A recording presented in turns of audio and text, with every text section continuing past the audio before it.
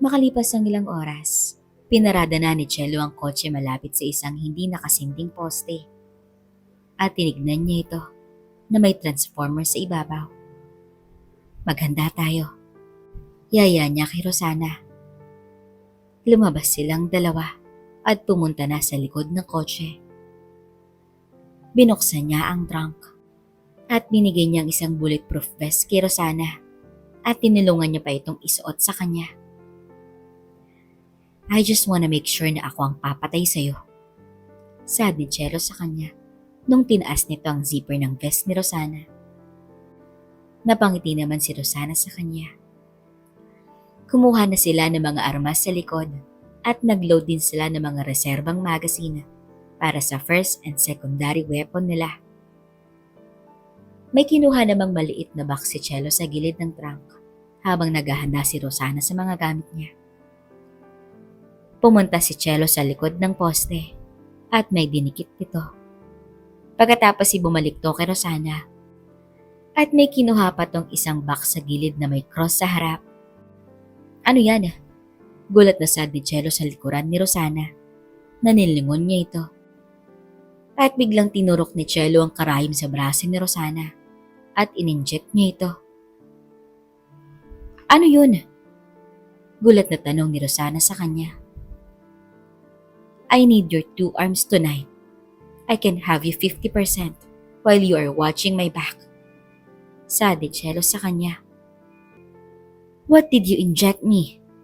Tanong nito sa kanya.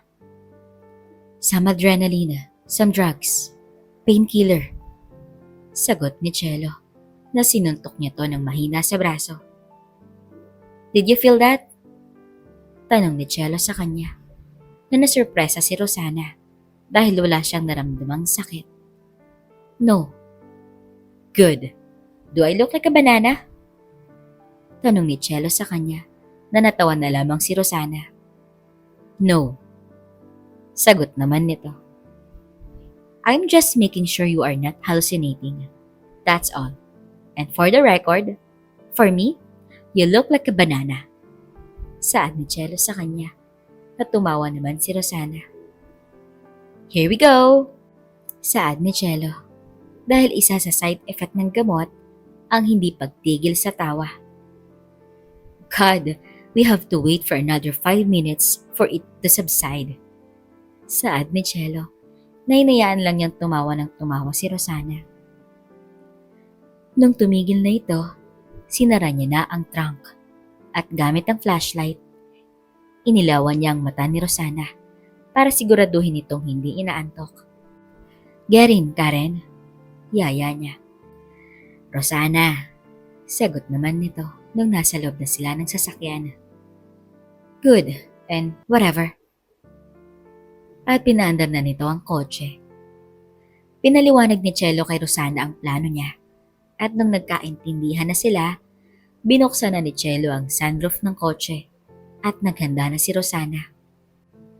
Alright, Operation Blitzkrieg is on, saad ni Cello sa kanya. Let's kick some ass, sagot naman ni Rosana. Na pinatakbo na ni Cello ang kotse at mabilis tong tumakbo papunta sa gate ng mansyon. Get ready! Sigaw ni Cello sa kanya na tumayo na si Rosana at lumabas to sa sunroof ng kotse. Bit-bit ang bazooka at kinalabit niya ito na lumipad ang bala nito papunta sa gate. Agad namang pumasok sa loob ng kotse si Rosana. Kita nilang sumabog ang gate nung tinamaan ito ng missile. Here we go! Sigaw ni Cello na dumiretso to sa loob ng compound. At dahil na rin sa ininject ni Cello sa braso niya, nagamit na ni Rosana ang kanang braso niya at nilabas nito ang armas niya na binaril niya ang nakabantay sa labas ng mansyon. Nakita nila na nakatulala lang yung iba na hindi alam kung anong gagawin dahil sa bilis ng pangyayari. Fire! Sigaw ni Cello sa kanya na pinadrift niya ang kotse at nag-donut spin ang Dodge Charger na minamaneho niya. Karen! Sigaw ni Cello. Rosa! Oh, forget it! Sigaw ni Rosana rito. Nakinuha niya ang smoke launcher at tinira niya to sa paligid habang umikot-ikot ang kotse sa harap ng mansyon. Earlier, smoke screen, saad ni Cello kay Rosana. Para saan yan? Pagpasok natin sa mansyon, alam kong babarilin nila tayo. Kaya gagamitin natin ito pang cover bago tayo lumabas ng kotse. Paliwanag ni Cello sa kanya. Inapakan ni Cello ang brake at huminto na yung kotse na natatabunan sila ng usok dahil sa tinira ni Rosana kanina. At kinuha nila ang mga armas nila. Not yet, saad nito kay Rosana na pareho silang nakahawak sa pintuan. Not yet, saad ni Cello sa kanya na nakasurpressor na ang mga armas nila. Now? Not yet, saad ni Cello sa kanya nung naririnig na nilang papalapit na yung mga tauhan ni Diego sa kanila. Hey! Sigaw ni Rosana sa kanya. Just a few more seconds! Saad ni Cello sa kanya na makalipas ang ilang segundo, may narinig silang pumutok sa malayo at biglang namatay ang lahat ng ilaw sa mansyon. Now! Sigaw ni Cello sa kanya na sinuot agad nila ang night vision goggles at lumabas sila ng kotse. Iniisa-isa nilang pinagbabaril ang mga taong papalapit sa kanila. Kanina, ang sakit ng dibdib ko. Saad ko, nakita kong nakatayo sa gitna namin si Alvin na walang saplot tong nakatingin sa amin. Mga sira ulo kayo? Saad niya sa amin na natawa kami ni Jepoy sa kanya. Kahit kailan talaga, Alvin, maliit talaga yan. Saad ni Jepoy sa kanya. Natatadyakan na sana niya sa mukha si Jepoy. Nang biglang may kung ano na lang na sumabog sa labas. At napatakbo si Alvin sa bar dahil sa takot. Kuya! Kuya! Tawag nito sa kapatid niya na pumasok to sa loob. Punyeta kang tao ka? Magbiis ka, dali! Bakit? Ano nangyari sa labas? Tanong nito na pumasok yung isang tauhan nila. Boss, may itim na kotseng pumasok sa compound at nagbaril to ng usok sa labas. Balita nito sa kanila. Anong ginagawa mo dito? Patayin mo kung sino man sila. Sigaw ni Diego sa tauhan niya na nagbibihis na rin si Alvin. Kuya, anong gagawin natin? Tanong nito sa kapatid niya. Iyakyat mo sa taas si Karen at itong mga taong to. Turo niya sa akin. Doon kayo ni Noni. Ako nang bahala kung sino man sila. Dali.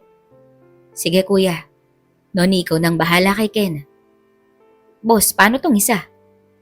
Patayin mo! Saan ni Alvin? Wag! Sumigaw ako. Nababarilin na sana niya si Jepoy nang biglang nawala ang ilaw ng mansyon. Shit! Iwan mo na. Tara na, Noni! Utos ni Alvin na sinunod niya ito. Karen! Karen! Tawag niya kay Rosana. Rosana, you stupid! Sagot naman ni Rosana sa kanya. Good! Akala ko patay ka na! Saad ni Cello sa kanya na nakita sila sa harap ng charger. I'm going to find my husband. Saad ni Cello sa kanya. I'm going for my sister. Sagot naman nito. Nakayako silang papalapit sa pinto ng mansyon. Naghanda ng 2 flash grenade si Rosana at nung binuksan to ni Cello, binato niya to sa loob. Sinara agad ni Cello ang pinto at narinig nilang pumutok ito. Go, go, go! Saad ni Cello na agad silang pumasok sa loob. Nakita nila sa night vision ng 2 taong nakatayo na pilit na sinasanay ang mata nila sa dilim. Kaya nung matukoy nilang kalaban nito, tig-isa silang binaril nito at natumba ang 2. Jepoy! Tawag ni Cello nang makita niya tong nakahiga sa sahig. Sino ka? Si Cello to. Nasaan si Ken? Tanong nito habang nagbabantay sa paligid si Rosana. Nasa taas. Nasa taas sila kasama si Alvin. Saad ni Jepoy. Stay here, Jepoy. Saad ni Chelo sa kanya na nakita naman ni Rosana na tumakbo palabas ng mansyon si Diego. Akin siya. I'm going to. Saad ni Chelo na naghiwalay silang dalawa. Tumakbong papunta sa likuran ng mansyon si Diego na hinabol to ni Rosana at pinagbabaril niya to na sa takot nito agad siyang umilag at nakatago sa pader. Huminto si Rosana at yumuko siya para magpalit ng magazine. At tinutok niya agad to nang napalitan niya. Diego, traidor ka! Sigaw niya kay Diego na nagtatago sa gilid ng mansyon. Akala ko napatay na kita. Sagot naman ni Diego sa kanya. Walang kapatawaran ang ginawa mo sa kapatid ko at kay Manang Leti. Papatahin kita, Diego. Galit na sigaw ni Rosana sa kanya na pinagbabaril niya ang pader na tinataguan ni Diego habang papalapit naman siya. Nang marinig ni Diego na naubusan na ng bala si Rosana, bigla tong lumabas at pinaril niya ito. Natinamaan sa dibdib si Rosana at natumba ito. Akala mo ha? Pagsisigaw ni Diego na tumakbo to palayo patungo sa garahe. Hindi alam ni Diego na naka-bulletproof vest si Rosana, kaya bumangon ito at naramdaman ng hapde ng balang muntik na tumagos sa vest niya. Shit! Saad nito dahil naramdaman niya ang hapde sa braso niya na parang nawala na ang bisa ng gamot na binigay ni Chelo sa kanya kanina. Dahil sa hapde ng kanyang braso, hindi niya na maiangat ang kanang braso niya, kaya iniwan na lang niya ang first weapon at kinuha niya ang secondary sa gilid niya at muling hinabol si Diego na ngayon ay nasa loob na ng garahe.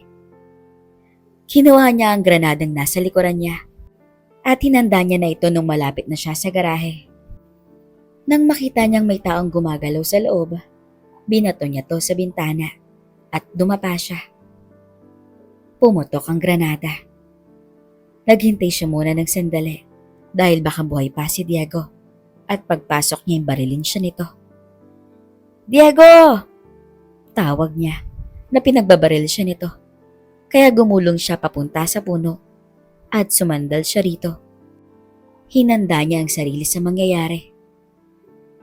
Hayop ka! Sigaw ni Diego na nasa likod ng kotse at malayo sa sumabog na granada. Masamang damo ka talaga! Sigaw ni Rosana sa kanya na sinilip niya to. Na binaril naman siya, kaya muli siya nagtago sa puno. Bakit mo pinatay si Manang Leti, Diego? Walang kasalanan si Manang sa'yo. Bakit mo ginawa yun? Galit na tanong ni Rosana sa kanya. Pakialamera siya. Hindi niya nilalagay ang sarili niya sa pwesto. Parang amo dito na akala mo kung sino? Sagot ni Diego. Nanaluhan na lamang si Rosana sa sinapit ng matanda. Pati kapatid ko, binaboy niyo. Pahabol pa nito. Nabigla siyang lumabas sa likod ng puno at patakbo niyang pinagbabaril si Diego. Nayumuko ito at nagtago sa likod ng kotse. Nung naubos na ang bala nito, yumuko siya sa harapan ng kotse at mabilis na nagpalit ng magazine. Maswerte ka at hindi ka pinatay nung natutulog ka pa dito sa mansyon. Pero ngayon, sa impyerno ang bagsak mo. Saad ni Diego sa kanya at lumabas to sa likod ng kotse. Tumakbo to palapit sa kanya at tinutok niya agad ang baril sa harap ng kotse. Na magulat ito na wala si Rosana doon. Hoy! Sigaw ni Rosana sa kanya. Napaglingon nito sa gilid niya. Nakita niyang nakatutok na yung baril ni Rosana sa kanya at natumba to sa lupa nung tinamaan to sa dibdib. Napasigaw si Diego sa sakit at nabitawan nito ang baril niya. Nakuha pa nitong gumapang papalayo kay Rosana. Kinuha naman ni Rosana ang baril ni Diego sa lupa at naglakad lang tong sinundan si Diego. na ngayon ipagapang ng papalayo sa kanya. Nang biglang may sumulpot na tauhan ni Diego mula sa harapan ng mansyon, na agad tong nabaril ni Rosana at tinamaan to sa dibdib at bumagsak sa lupa. Tumihaya si Diego nung makita niya ito at tinaas sa mga kamay at nagmamakaawa kay Rosana. Dahang-dahang umakyat sa hagdanan si Chelo at nag-iingat tong sumilip sa second floor dahil baka may taong nag-aabang sa kanya. Nang masiguro niyang wala, nagmamadali tong umakyat sa second floor. "Kenneth! Kenneth!" Tinatawag niya si Ken. Narinig niya ang ingay sa taas, kaya umakyat siya ng dahan-dahan sa hagdanan at muli tong sumilip sa third floor. At napansin niya ang isang pintuan sa dulo ng hallway sa bandang itaas. Nag-iingat siyang humakbang papalapit sa kwarto. At nung ilang hakbang na lamang siya, kinuha niya ang flash grenade at binato niya ito malapit sa pintuan, saka siya dumapa. Pumutok ito at nag-abang siya na may lalabas sa kwarto. Pero wala. "Shucks!" Saad nito. Narinig na lamang niya na may paakyat sa hagdanan, kaya agad siyang umikot. At nung makita niya ang ulo nito, binaril niya to at biglang nawala sa paningin niya. Wala siyang ibang choice kaya, "Aldwin! Pakawalan mo ang asawa ko!" Sigaw niya rito, pero hindi to sumagot. "Ken! Ken!" Napamura na lamang siya. Wala pa ring sumasagot. "Ken!" Napadapa na lamang si Chelo dahil pinagbabaril siya ng mga taong nasa loob ng kwarto. Napagapag siyang umatras at papalayo sa pintuan. Narinig niyang may nag-uusap sa loob at maya-maya bumukas ang pinto ng kwarto. Kaya napatago siya sa landing. Mabuti na lamang dahil tinira ng taong dumungaw kanina sa pinto ang hallway at inubos nito ang bala ng magazine niya. "Patay na yun, boss," saad nito kay Aldwin. "Siguraduhin mo," utos nito. Matapos nitong palitan ng magazine niya, dahan-dahan siyang lumabas ng hallway at tumayo sa labas. "Boss, wala na." Hindi na nito natuloy ang sinasabi niya dahil bigla na lamang itong natumba dahil sa balang tumama sa ulo niya. "Fall!" Napasigaw si Aldwin sa takot nang makitang tinamaan sa ulo si Noni.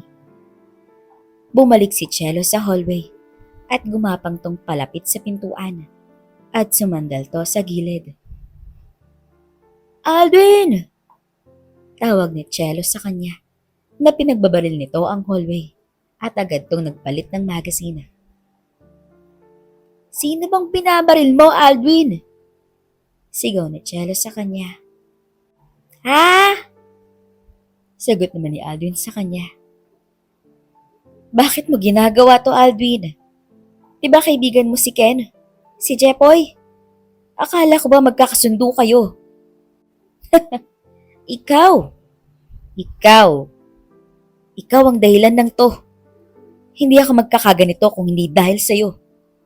Sigaw ni Aldwin kay Chelo. "Ano bang nagawa ko sa'yo? Hindi mo na naalala, ha? Yung pinapahiya mo ko sa harapan ng mga kasamahan ko dati sa opisina? Sa mga board members, lalo na sa mga kaibigan ko? Konting problema, pinapahiya mo ko sa kanila. Pinapagalitan mo ko. Pinapakita mo sa lahat na incompetent ako. Ngayon mo sabihin sa akin, ha? Kung wala kang ang ginawang masama sa akin." Saad ni Aldwin kay Chelo. "Are you insane? I'm not your friend nor your mother to hug and kiss you if you make a mistake. Part of my job is to motivate you, to push you, to be able to gain from what we are paying you. For you to be this stupid is a clear example of how incompetent you are. To grasp and understand the situation. You are not the only employee in my table that I yelled at. Ask Ken and your former co-workers. Each and every one of you goes to the same berating rant from me. Not because I enjoy doing that, although I have to admit that I do, but more importantly, I hired you because your resume told me to. Your degree in college says that you are someone who can be an asset to the company. But what did you do? Lame ass excuses. Provide incomplete reports, and most importantly, procrastinate on the long overdue reports. And let your coworkers do all your work that we are paying you to do so. So tell me, Aldwin, why are you doing this again? Tanong ni Cello sa kanya na hindi to makasagot. Fall you! Sigaw ni Aldwin sa kanya na narinig ni Cello na kinasan nito ang baril niya. Kaya kinabahan na siya sa buhay ni Ken. I swear to you, Aldwin, if you kill my husband, I will not only kill you, but I will do it slowly and painfully. Banta ni Cello sa kanya na naghahanda na rin siyang papasok sa loob. Kaya tumayo siya sa gilid ng pinto at biglang umikot siya na nakita niyang nakatalikod si Ken sa pintuan habang nakadapa sa sahig at walang saplot si Karen. Hayop ka! Sigaw ni Aldwin sa kanya na tinutok nito ang baril kay Cello na agad naman tong yumuko nung binaril siya ni Aldwin at tumama ang bala niya sa pader. Pinaputukan naman siya ni Cello na tumama to sa dibdib niya at napaatras ito at natumba sa sahig. Muling tumalikod si Diego at gumapang to palayo kay Rosana na naglakad lang tong papalapit sa kanya. At habang gumagapang si Diego, nagmamakaawa tong wag siyang patayin. Maawa ka sa akin, boss. Boss. Maawa ako? Ha? Nagpapatawa ka ba? Saad ni Rosana sa kanya na napansin niya ang direksyon ng ginagapangan ni Diego. Kaya binaril niya ito sa hita at napahinto ito. Ah! Please, maawa ka! Saad niya kay Rosana. Kitang-kita niya kung paano matakot sa kanya si Diego. Sinabi ko sa iyong papatayin kita. Saad ni Rosana at binaril siya nito sa tiyan. Kaya napaungol siya sa sakit. Para sa kapatid ko yan. At binaril niya sa braso si Diego. Para sa akin yan. Nilapitan niya ito at niluhod nito ang kanang tuhod niya sa dibdib ni Diego. Ito naman para kay Manang Leti. Saad nito na tinutok niya ang mismong baril ni Diego sa kanyang ulo. Kita niyang takot na takot nang nakatingin sa kanya si Diego. Hihintayin kita sa impyerno. Saad ni Diego sa kanya. Oo, pero mauna ka. Sagot naman ni Rosana sa kanya na kinalabit na nito ang gatilyo at umeko ang ingay ng baril sa paligid at ang pagbagsak ng ulo ni Diego sa lupa. Babe, babe, babe. Naririnig ko ang boses ni Cello na tinatawag ako nito. Babe, Kenneth! Sigaw nito na napadilat ako at nakita ko si Cello na nakaluhod sa harapan ko. Naluluha itong nakatingin sa akin. Babe! Saad ko na niyakap niya ako. Kinalagan niya ako at dahan-dahan niya akong tinayo para lumabas sa kwarto na napatigil kami dahil may narinig kaming mga yapak na papunta dito sa kwarto. Nagkatinginan kami ni Cello na tinaas nito ang baril niya at tinutok to sa pintuan na narinig naming biglang tumigil ito. Don't shoot! Sigaw nito sa labas. Karen? Tawag ni Cello. Rosana! Okay, whatever. Saad ni Cello na napangiti ako. I'm coming in. Paalam nito na pinakita nito sa pintuan ng baril niya. at dahan-dahan tong gumapang papasok sa loob ng kwarto. Karen! Sigaw niya nung makita niya ang kapatid niyang nakahiga sa kama na kinumutan ni Chelo kanina. Karen! Karen! Binangon to ni Rosana na nagising na rin to. Ate! Mahinang tawag sa kanya nito. Naluhan na lamang si Rosana nung makita niya ang kondisyon ng kapatid niya. Dahan-dahan niya nang tinayo si Karen. Habang akay-akay ako ni Chelo na nakatingin kami sa kanila. Wow, it's so uncanny. Saad ni Chelo sa kanila na pareho silang napatingin sa amin. You guys really are twins. Told you I'm not Karen. Sagot naman ni Rosana sa kanya. Whatever. Sagot naman ni Chelo. Inakay na ni Rosana si Karen habang nakabalot to ng kumot. Tapos na, Karen. Uuwi na tayo. Talaga, ate? Uuwi na tayo? Tanong ni Karen sa kanya. Nanginitian niya ang kapatid niya habang naluluhatong nakatingin sa kanya. Nagkatinginan kaming apat habang nakatayo kami sa kwarto. Nang biglang napansin namin na gumalaw si Alvin at tinutok nito ang baril sa amin ni Chelo. Nabigla na lang tinulak ni Karen ang kapatid niya at tumalon to sa harapan namin. Saktong kinalabit ni Alvin ang baril niya na sinalo ni Karen ang balang dapat para sa amin ni Chelo. Karen! Sumigaw si Rosana na sinalo ni Chelo si Karen nung pabagsak ito. Binunod ko ang baril ni Chelo sa gilid nito. Pati si Rosana, bumunot din ang baril niya. At sabay naming pinagbabaril si Alvin na tumama sa katawan niya ang mga bala at yung iba sa kanyang muka. At bumagsak to sa sahig na naliligo sa sarili niyang dugo. Inubos namin ang mga bala sa magasin namin at biglang binitawan ni Rosana ang baril niya. At gumapang to palapit kay Karen. Karen! Karen! Wag! Diyos ko! Wag! Wag! Saad nito, naniyakap niya si Karen. Dalhin natin siya sa ospital.